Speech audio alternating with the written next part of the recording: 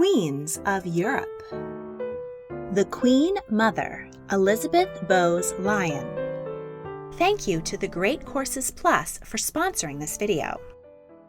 Elizabeth Bowes-Lyon was the first non-royal to be married to an English monarch in 400 years. She took on the unexpected mantle of queen when her brother-in-law abdicated amid scandal, and was a national symbol of strength in World War II. As Queen Mother, she bolstered the reign of her daughter, Queen Elizabeth II. Elizabeth was the ninth of 10 children born to Claude Bowes-Lyon, later the 14th Earl of Strathmore and Kinghorn in Scotland, and Lady Cecilia Cavendish Bentinck. The family had extensive coal mining interests, and her father had a particular pride in their noble Scottish lineage. Elizabeth was born on August 4, 1900, in the back of a horse-drawn ambulance on the way to the hospital from her parents' London mansion in fashionable Belgravia. The children spent most of their time at the family's English country estate, St. Paul's Waldenbury and Glamis Castle, their ancestral home in Scotland, where they were educated by a German Jewish governess. If you're a fan of Downton Abbey, this is the same time period and lifestyle in which the 3 Crowley girls were brought up. Elizabeth was especially fond of field sports, dogs, and horses. At the age of 8, she was sent to school in London, where she impressed her teachers with her precociousness. At 13, she passed the Oxford local examination with distinction. But as was customary for upper-class girls of the time, her formal education ended there. On Elizabeth's 14th birthday, Britain declared war on Germany. 4 of her older brothers served in World War I, and one, Fergus, was killed in action. Another, Michael, went missing in action, and after several agonizing weeks, the family received word that he was wounded but alive in a prisoner of war camp. He was able to return home at the war's conclusion. Much like Downton Abbey, Glamis Castle was converted into a convalescent home for wounded soldiers, which the teenage Elizabeth helped to run. In 1916, a serious fire broke out in the castle, and young Elizabeth kept a cool head and was instrumental in organizing the evacuation and of saving many valuable antiques from destruction. After the war's conclusion in 1918, Elizabeth officially came out as a debutante in London high society. She was a charming young woman with a perpetual smile, and her mother predicted that she would break many hearts. Her group of girlfriends called themselves the Mad Hatters, and young men buzzed about them. One suitor who was particularly keen was James Stuart, who served as equerry, or personal assistant, to King George V's second son, Prince Albert, Duke of York. The prince was known by family and friends as Bertie.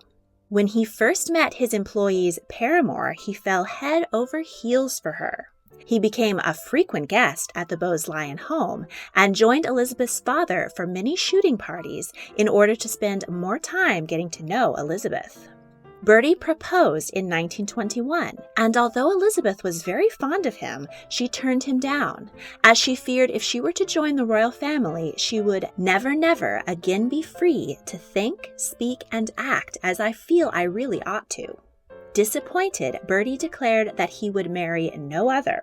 His mother, Queen Mary of Teck, was curious about the young woman who had stolen her son's heart and went to Scotland to meet her.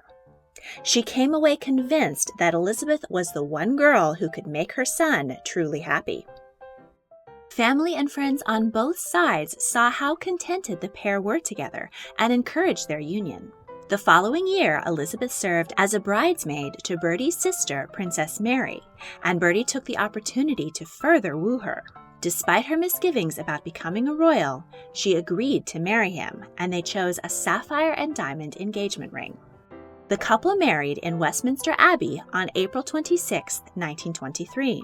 During her walk down the aisle, Elizabeth unexpectedly stopped and laid her wedding bouquet on the tomb of the unknown warrior, in honor of her brother Fergus. This touching gesture became a tradition for royal brides ever since. The children of George V were the first to be allowed to marry outside of the royal houses of Europe. This was both a refreshing change and a practical one, as many European monarchies fell in the wake of the First World War, so there weren't many eligible young princesses available. The prince's marriage to a British girl was a joy to the people still reeling from the horrors of the war, though the newly founded BBC was denied permission to broadcast the ceremony on the radio, as it might be listened to by men in pubs wearing hats. The light-hearted and funny Elizabeth was a breath of fresh air to the strict and formal Windsor family. She never allowed herself to be intimidated by her stern father-in-law, the king, and was an ideal companion and support for shy Bertie, who suffered a stutter after a lifetime of intimidation and discipline bordering on abuse from his father. The newlyweds made a 4-month official visit to Kenya, Uganda, and Sudan, which they found relaxing despite being much less luxurious than they were used to. Elizabeth made an effort to learn Swahili. Her charisma made up for Bertie's uneasiness during their many public engagements. But his stammer made public speaking a painful ordeal, so Elizabeth encouraged him to seek the help of speech therapist Lionel Logue. The prince continued treatment with Logue for nearly 2 decades, and his speech was greatly improved, as documented in the 2010 film The King's Speech. On April 21, 1926, the couple welcomed their first child, Elizabeth, known to the family as Lilibet. Bertie wrote to his parents saying that he hoped they weren't disappointed with the granddaughter, as he and Elizabeth had wanted a baby girl. When Lilibet was a few months old, her parents were sent on a royal tour of Australia and New Zealand, and her mother was very miserable at leaving the baby back home. 4 years later, Princess Elizabeth was joined by a baby sister, Margaret. On January 20th, 1936, George V died, and Bertie's elder brother became King Edward VIII. Before his death, King George expressed his concern about his heir, saying, "I pray God that my eldest son will never marry, and that nothing will come between Bertie and Lilibet and the throne." The elder son had always been the black sheep of the family. No one was surprised that Bertie was happily married while Edward was still a playboy in his 40s. But Edward also had a common touch with the people. He was concerned about the plight of the poor and supported labor unions, which was not the royal way. At the time of his ascension, Edward was romantically involved with an American divorcee named Wallis Simpson. Because the British monarch is also the head of the Church of England, which didn't allow divorced people to remarry, and because Wallis had connections to the Nazi Party, she was seen as an unacceptable wife for the king. After only 10 months on the throne, and without consulting his brother and heir, Edward decided to abdicate. In his public address, he stated, "I have found it impossible to carry the heavy burden of responsibility and to discharge my duties as king as I would wish to do without the help and support of the woman I love." Bertie and Elizabeth were devastated by the scandal that launched them onto the throne and into the limelight. Neither had ever expected or wanted to be king and queen, but they saw it as their duty to serve their people, so reluctantly took on the heavy mantle. Great animosity existed between Elizabeth and Wallis. Elizabeth referred to Wallis as "that woman," while Wallis called the new queen Cookie because she said she resembled a fat Scottish cook. On May 12, 1937, the date previously planned for Edward VIII's coronation, Bertie, now King George VI, and Elizabeth were crowned king and queen in Westminster Abbey. 11-year-old Princess Elizabeth was elated by the ceremony, but she was also aware of her parents' trepidation as they took on this weighty responsibility. The abdication scandal made a lasting impression on the young future queen, and though she is now in her 90s, she will likely never abdicate the throne in favor of her own son. Elizabeth and Margaret were brought up in a relaxed atmosphere, and the family of 4 were very tight-knit. Elizabeth instilled in her daughters the importance of good manners, saying that they would get you through anything, Though Queen Elizabeth's formal education had been cut short years earlier, she put great value on continuing to educate herself in order to keep up with the ever-changing world around her. She had a thirst for knowledge, read voraciously, and corresponded with many great thinkers of the time, including playwright Noel Coward, undiscovered spy Anthony Blunt, and poet laureate Ted Hughes. And when Adolf Hitler was just beginning his rise in Germany, she read his autobiography, Mein Kampf, in order to better understand this potential new threat. If, like Queen Elizabeth, you have a hunger for knowledge, then a great way to feed your brain is by checking out the Great Courses Plus. This subscription on-demand video learning service offers a huge variety of lectures and courses led by professors from top universities around the world. You can find over 11,000 video lectures about anything that interests you. History, obviously, but also science, philosophy, and literature. You can even learn new skills like cooking, photography, or playing an instrument. I've been devouring food, a cultural culinary history, and getting some great video ideas from the Warriors, Queens, and Intellectuals, 36 Great Women Before 1400 series. And when my brain is full of history and I want to relax, I'm brushing up on my painting skills with How to Paint. Right now, the Great Courses Plus is offering a free trial to my viewers. You can indulge your love of learning and support my channel by going to thegreatcoursesplus.com/LindsayHoliday or by clicking on the link in the description to get your free trial today. And now, back to history. In the summer of 1939, the king, with his queen by his side, became the first British monarch to visit Canada. The tour was a massive success, in no small part thanks to Elizabeth. The new king and queen eclipsed the popularity of Edward VIII and were no longer seen as a second-best substitution. They also met the Roosevelts at the White House. Elizabeth and Eleanor got on like old friends, and the king and president stayed up late every night talking. The meeting reinforced an alliance that would be of the utmost importance in the coming years. That September, Nazi Germany invaded Poland, and Britain declared war for the second time in living memory. Throughout the Second World War, the king and especially the queen visited troops, hospitals, and factories around Britain to boost public morale. On the Queen's very first visit to the poor neighborhood of London's East End, which was hit especially hard by German air raids, her expensive clothes and jewelry angered the crowd, who jeered and threw rubbish at her. She explained that if the public came to see her, they would wear their best clothes, so she should reciprocate in kind. She and her dresser adjusted her wardrobe to be more appropriate. Black was too defeatist, while her usual bright rainbow colors were too loud for visiting bomb sites.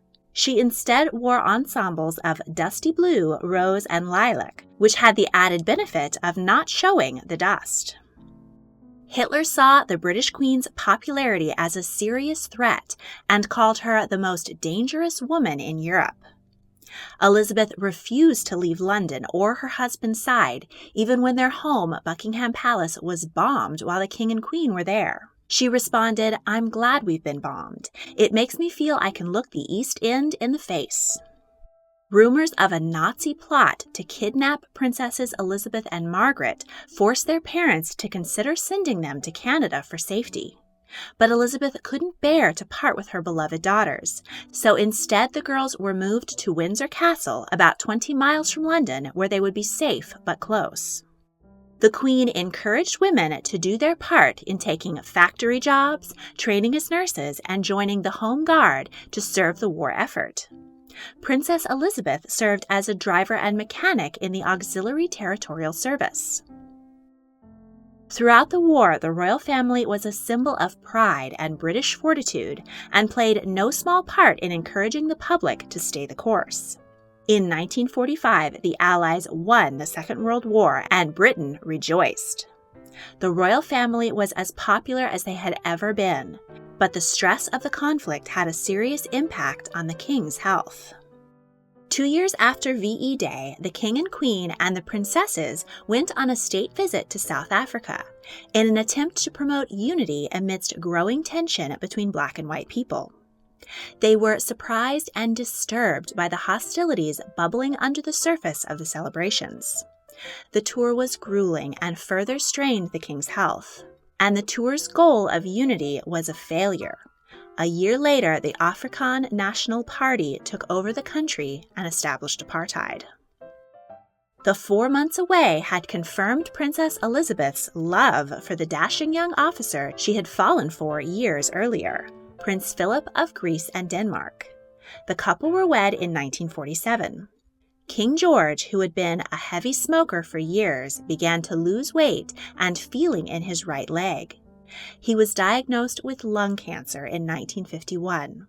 A lung resection operation helped him recover somewhat, but it was decided that Princess Elizabeth and Philip would go on a Commonwealth tour in the King and Queen's place. While they were gone, King George, Elizabeth, and Princess Margaret went to their Sandringham estate for rest and relaxation.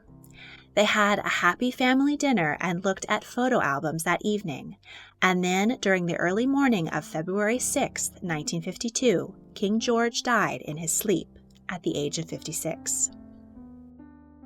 Princess Elizabeth was now queen. She cut her tour short and returned home for her father's funeral and to take on the heavy mantle of monarchy. The newly widowed Elizabeth retired to Scotland for a time to grieve for her husband. She told a widowed friend some years later that living without a beloved spouse never gets better. You just get better at it. But after a short while away, the energetic Dowager Queen returned to London and resumed her royal duties, now in support of her daughter, who was crowned Queen Elizabeth II. The elder Elizabeth became known as the Queen Mother. Royal protocol would have had her addressed as Queen Elizabeth, but that was too easily confused with her daughter's new title. The Queen Mom was there to support her daughter for the next 50 years. When the young queen resumed the Commonwealth tour she had cut short in the wake of her father's death, her mother served as Counselor of State and looked after her grandchildren, Charles and Anne. As a retired queen, she had more time to enjoy the things she hadn't been able to do before. She went with friends on holidays in France, Italy, and the Caribbean. She bought and renovated the dilapidated Castle May in Scotland, which she visited twice a year to get away from it all. And she took more interest in horse racing and steeplechase and collected art, including works by Monet and Fabergé. The family faced scandal when Princess Margaret fell in love with Group Captain Peter Townsend. The couple wished to marry, but Townsend was divorced, and the government refused to sanction the marriage. Margaret was forced to choose between love and her royal position and income. Her mother was disconcerted and wondered where they would live, to which Prince Philip responded, "It is possible to buy a house." Under pressure from her family, Margaret decided to give up Townsend. She later married photographer Anthony Armstrong Jones, who also wasn't seen as quite proper for a royal princess, but at least he wasn't divorced. The Queen Mother grew particularly close to her grandson, Charles, who said of her, "My grandmother has been the most wonderful example of fun, laughter, warmth, infinite security, and above all else, exquisite taste in so many things." She admired Charles equally, appreciating his humanity and sensitivity. But she was deeply disappointed watching from the sidelines as his marriage to Princess Diana fell apart. Elizabeth was quite traditional about marriage and believed that it was for life. In her day, unhappy marriages were kept private, not splashed all over tabloid headlines. She was devastated when her daughter Margaret was divorced in 1978 and when 3 of her grandchildren separated from their spouses in 1992. Through it all, the Queen Mother was a steady and popular force in the British royal family. She was famous for her rainbow of colorful, if rather old-fashioned, clothes and hats. She loved to spend on fanciful and frivolous outfits, often to the Queen's penny-pinching dismay. But the mother and her 2 daughters were always incredibly close. The Queen Mother dealt with the pains and indignities of old age with fortitude and good humor. She had bouts with cancer, cataracts, had an emergency operation to remove a fishbone from her throat, and a hip replacement surgery.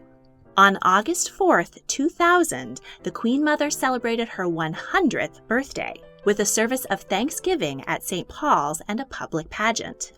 She passed her longevity on to her daughter, Queen Elizabeth, who is now in her 90s and is still going strong.